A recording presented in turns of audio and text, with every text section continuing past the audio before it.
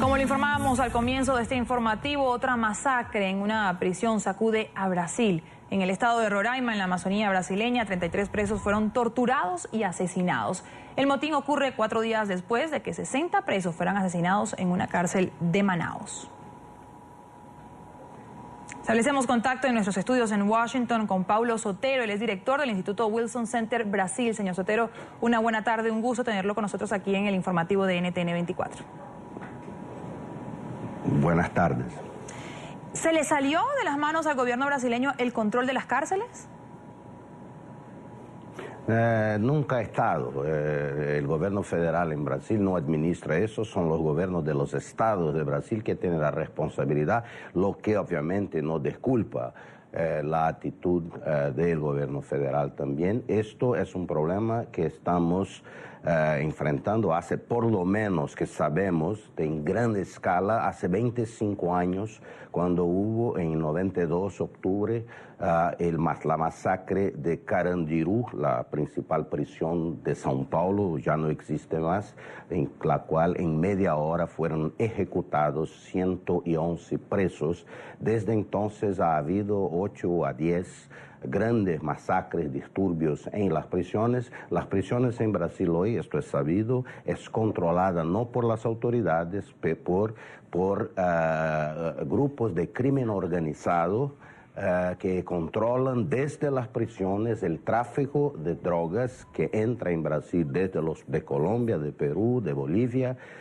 Y esto es controlado de dentro de las prisiones por estos grupos que tienen rivalidades. Lo que acaba de ocurrir en Manaus no fue una sorpresa para quien acompaña esto. Esto estaba más o menos anunciado y ocurrió. Es obviamente una tragedia.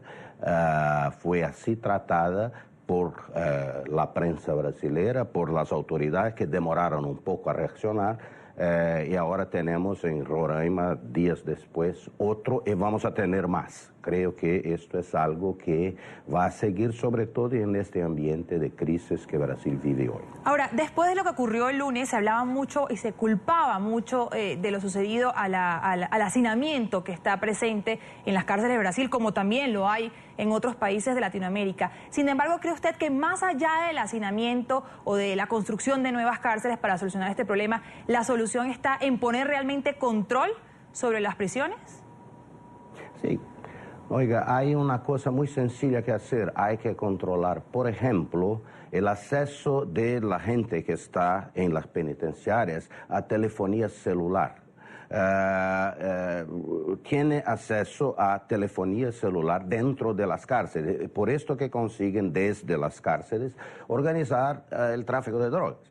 Entonces, si no se consigue una cosa tan sencilla como esto, que es bloquear teléfonos celulares para hacer con que la gente que está detenida por haber presa, por haber cometido crímenes, yo no creo que exista muchas posibilidades. Pueden construir otras cárceles, pueden construir muy buenas cárceles, pero hay que hacer metodología de control, hay que bloquear los teléfonos celulares.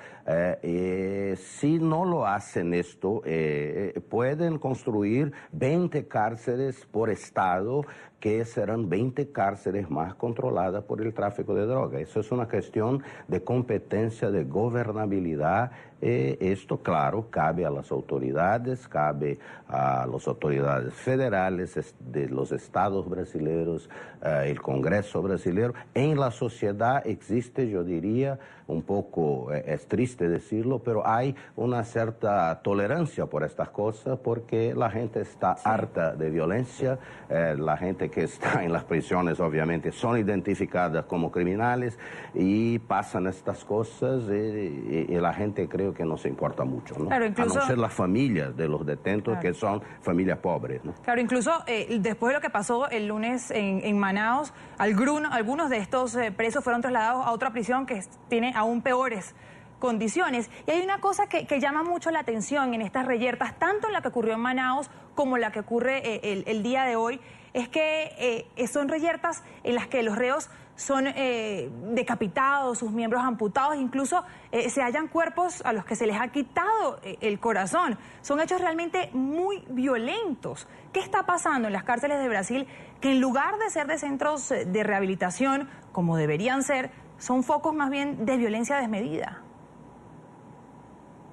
Sí, digamos, es la ética del crimen organizado, ¿no? Son gangues organizadas que se odian y tienen sus propios medios, sus propias, disculpe usar la palabra, su propia liturgia de violencia y hacen estas cosas monstruosas, ¿no?